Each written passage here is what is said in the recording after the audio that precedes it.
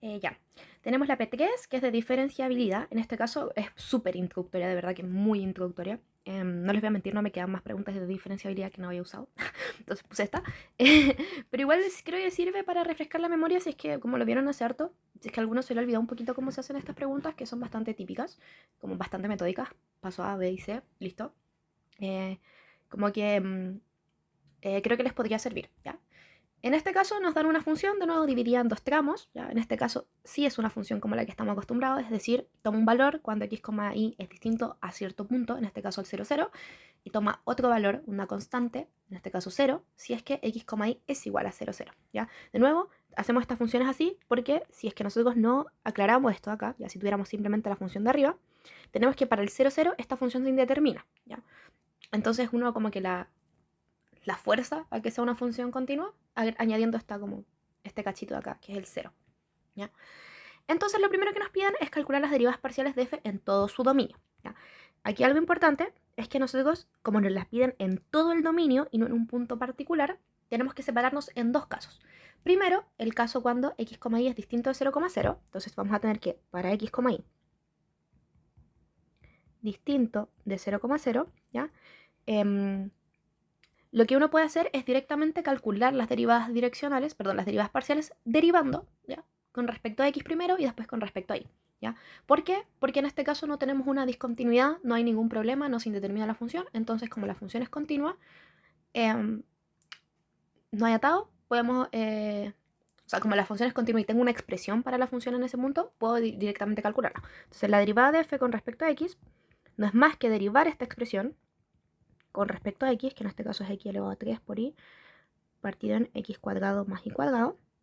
¿Ya? Y en este caso, como es x actúa como constante, pero tenemos que aquí hay una división que yo quiero derivar, entonces lo que yo hago es derivo la primera, multiplico por la...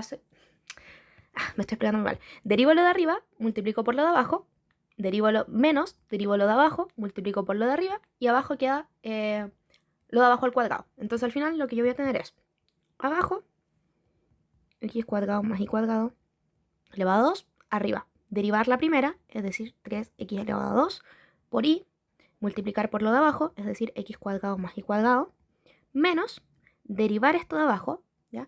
Que en este caso estoy derivando respecto a x y y actúa como constante, es decir, aquí simplemente me queda 2x, ¿ya? Porque el y desaparece al derivar, y multiplicar por lo de arriba, es decir, x elevado a 3 por y. Trabajando esta expresión y juntando términos, ya yo no lo voy a hacer, pero, o sea, como no voy a escribir toda la matriz acá, como se juntan, es multiplicar esto por esto y juntar lo que se puede juntar y listo. Vamos a tener que nos queda 2x elevado a 2 y elevado a 3 partido en x cuadrado más y cuadrado elevado a 2. Ya, de forma análoga, ustedes hacen exactamente lo mismo y llegan a que la derivada de la función con respecto a y va a ser igual a 5x menos x elevado a 3 y elevado a 2 partido en x cuadrado más y cuadrado elevado a 2. Entonces llegamos a estas dos expresiones. Voy a encerrarlas en rojito, que esto no es más que derivar, ya, por si acaso. O sea, en rojito, la daltónica. En verde agua, creo que. Llegamos a esas dos expresiones de ahí. ¿Ya? Y aquí no hay problema. El problema es cuando estamos en el 0, 0, ¿ya? Porque aquí tenemos que trabajar por definición, ya que yo no puedo derivar el 0. O sea, como yo quiero encontrar una pendiente, ¿ya? Yo la pendiente la encuentro respecto a esta variable. Cuando el límite de la función tiende al 0 para esa función de arriba, que es la que a fin de cuentas está describiendo mi función. ¿Por qué? Porque si yo simplemente asumiera esto y derivara respecto a x el 0, obtendría un 0 y es como que estoy imponiendo que mi función simplemente vale 0. Y ahí es como que no estoy tomando en cuenta las como inflexiones que puede tener la función. Y es como que digo, ya vale 0, entonces tomo el 0 y claro, mi pendiente es 0, pero es como que estoy ignorando todo el resto del recorrido que tiene la función, onda si viene subiendo, si viene bajando. Entonces yo no puedo como directamente decir derivo 0 respecto a x, me da 0, ok, gané, ya que estoy ignorando todo el resto de la gráfica de la función. Entonces lo que uno hace aquí es trabajar por definición. Entonces, ¿cómo trabajamos por definición? Ustedes saben que, ya voy a poner aquí, para x, y distinto de 0, 0, ustedes tienen que la derivada de una función, por ejemplo, respecto al x, va a ser igual a, en el punto, no sé, x0, va a ser igual a el límite de mi función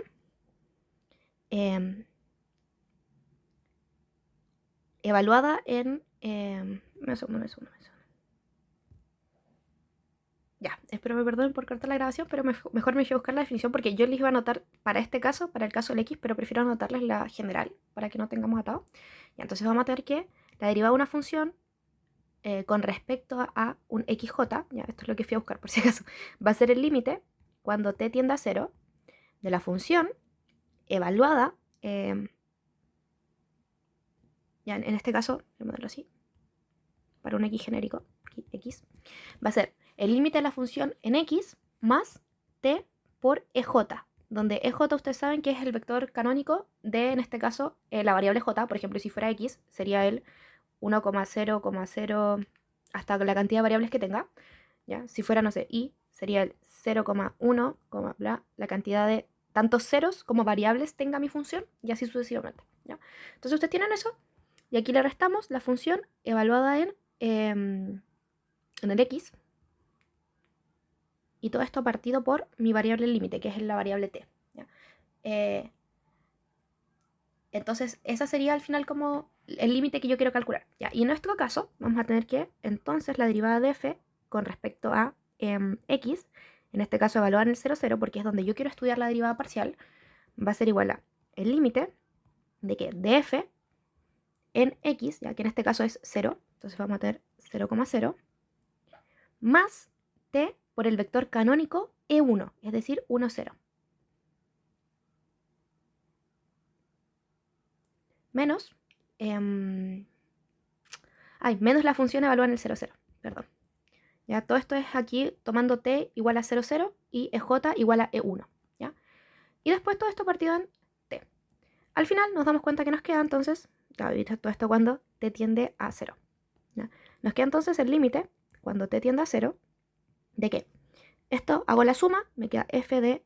Hago la suma y además el t lo meto hacia aquí adentro, entonces nos queda f de t, 0. Sabemos que la función del 0, 0 vale 0, por cómo está definida la función. Todo esto partido en t. Entonces nos queda simplemente eso. Entonces, uno lo que hace es que evalúa la función en t, 0, es decir, vamos a tener límite cuando t tiende a 0, de f de t, 0, que no es más que aquí reemplazar x igual a t y y igual a 0, ¿ya? Y nos queda, este uno partido por t lo dejo afuera ya, simplemente multiplicando para que sea más fácil de ver, y nos queda entonces 0 partido en 0 más t elevado a 2, ¿ya? ¿Por qué? Perdón, t elevado a 2 más 0. ¿Por qué? Porque acá arriba teníamos x elevado a 3 por y, es decir, t elevado a 3 por 0, partido en x cuadrado más y cuadrado, es decir, t cuadrado más 0 al cuadrado, que es 0. Entonces nos queda esto de acá. Nos damos cuenta que incluso antes de tirar el límite, esto es 0, por lo tanto, tenemos que la derivada de la función con respecto a x va a ser igual a 0. ¿Ya? Si ustedes realizan el mismo procedimiento para el y, va a llegar a lo mismo. Esto en 0, 0, perdón. Y va a llegar a que la derivada de f con respecto a y en 0,0 va a ser 0. Y escribiendo, para ser correctos con lo que nos pedía el enunciado, nuestras derivadas direccionales, perdón, derivadas parciales. En todo el dominio vamos a tener que la derivada de f con respecto a x, que yo lo voy a escribir por tramo, va a ser igual a 2x al cuadrado y elevado a 3 partido en x al cuadrado más y al cuadrado elevado a 2 si x, y es distinto de 0,0 y 0 si x, y es igual a 0,0. ¿Ya? Y por otro lado, la derivada de f con respecto a y va a ser igual a x elevado a 5 menos x elevado a 3 y elevado a 2 partido en x elevado a 2 más y elevado a 2 elevado a 2 si x, y es distinto de 0,0 y 0 si x, y es igual a 0,0. ¿Ya? Llegamos a eso. La escribo así porque como nos la piden en todo el dominio, así nos aseguramos de que está todo el dominio de forma explícita, ¿ya? Y no les bajan puntaje por eso, básicamente. En la B nos piden, por otro lado, estudiar la diferenciabilidad de f en r cuadrado. ¿Ya? Aquí tenemos dos formas como típicas de hacerlo. ¿Ya? La primera forma es como aplicar definición de diferenciabilidad, que en su momento lo vimos, ¿ya? Esa es una de las formas. Y la otra es que teníamos, bueno, en verdad hay más formas de hacerlo, pero la otra que aquí resulta prácticamente conveniente es que si las derivadas parciales son continuas, la función es diferenciable. Y ese es un teorema que nosotros tenemos y que nosotros conocemos de todo el curso. Entonces lo que uno hace aquí es que como ya tengo las derivadas parciales convenientemente, y de hecho las escribí así para que sea más claro qué es lo que vamos a hacer, yo lo que puedo hacer es estudiar si esta de acá es continua y si esta de acá es continua. Y si son continuas, entonces la función es diferenciable. Como he estudiado continuidad yo, lo que hacía es tomar el límite al punto conflictivo de la función en el punto no conflictivo. Entonces al final, aquí tenemos, vamos a tomar el límite cuando x, y tiende a 0,0 de esta función, y si es que nos da que vale 0, la función es continua, y vamos a hacer exactamente lo mismo para la derivada parcial de f con respecto a y. Entonces, primero, el límite cuando x, y tiende a 0,0 de qué? De la función derivada parcial de f con respecto a x para x, y distinto de 0,0, es decir, 2x elevado a 3, perdón, 2x elevado a 2 por y elevado a 3, partido en x cuadrado más y cuadrado elevado a 2. ¿Ya? Acá yo lo que hago es hacer un cambio a polares porque a mí me resulta más fácil. Entonces, y así en vez de trabajar como con x, y tendiendo a 0,0, trabajo simplemente con p tendiendo a 0,0. Vamos a tener x igual a p coseno de teta y igual a p seno de teta. Y al final el límite que yo voy a estudiar entonces va a ser el límite cuando p tiende a 0 de qué. Acá me queda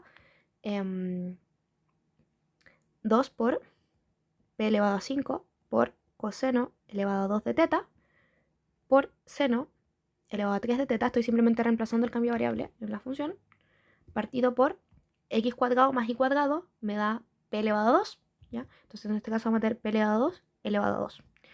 Entonces al final vamos a tener el límite cuando p tiende a 0 de qué. Acá muere y nos queda simplemente un p, 2p por coseno al cuadrado de teta por seno al cubo de teta.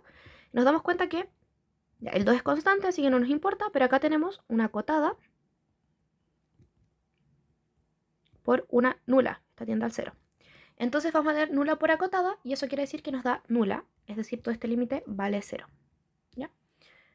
Y aquí no hay problema. Entonces tenemos que esta de aquí es continua. Y después estudiamos esta de acá. Entonces vamos a estudiar el límite cuando x, y tiende a 0,0 de qué? De mi función en el x, y distinto de 0,0, es decir, este de acá. Voy a copiar, permiso. Pegamos. Cambiamos para que sea del color negro y listo. Y de nuevo aplicamos x igual a p coseno de teta y igual a p seno de teta. Y finalmente vamos a tener que va a ser el límite cuando p tiende a 0 de qué. Esto de acá, reemplazamos. Tenemos p elevado a 5 por coseno elevado a 5 de teta menos p elevado a 5 por coseno elevado a 3 de teta por seno elevado a 2 de teta. Y todo esto de nuevo ya vimos que queda acá abajo un p elevado a 4. Entonces, factorizándolo de arriba, vamos a tener que el límite que estudio es el p tendiendo a 0 de p por coseno elevado a 5 de teta menos coseno elevado a 3 de teta por seno elevado a 2 de teta. Y tenemos nuevamente que esto tiende a 0, por lo que es una nula, y esto de acá es acotado, por lo que nuevamente tenemos nula por acotada, y sabemos que esto va a ser 0, y como esto es 0, esta de acá también es continua. Entonces, si usted quiere concluir bien el examen, va a tener que, como las derivadas parciales son continuas, entonces la función es diferenciable. Y eso es como lo que usted debería poner. Finalmente la C, ya la voy a escribir acá chiquitita porque es corta. Ya, lo único que nos dicen es determinar todas las derivadas direccionales. Ya, y aquí hay dos formas de hacerlo, una larga y la otra no tan larga. La primera es aplicar la definición de derivada direccional, ¿ya? Que era igual un límite, el mismo límite que tenemos acá para la parcial, pero en vez de ser el vector EJ, ustedes van a tener el vector de dirección, es decir, mi derivada direccional de la función en la dirección b de la función f de x, y va a ser el límite cuando te tiende a 0 de todo exactamente igual, solo que aquí en vez de ser el vector j es el vector dirección b. ¿Ya? Es exactamente la misma definición. Y usted lo que hace es que toma un vector arbitrario, un vector b arbitrario, ¿ya? H, K, le pueden poner las letras que quieran, y calculan este límite. Y concluyen. ¿Ya? Si es que ese límite existe, quiere decir que las derivadas direccionales existen, y por lo tanto la existencia se tiene, y además usted lo encuentra. Y como plan alternativo, como usted ya demostró que es diferenciable, usted puede utilizar la definición de que la derivada direccional de la función x, y en este caso, porque son dos variables, va a ser el gradiente de su función por la dirección, en este caso B, ¿ya?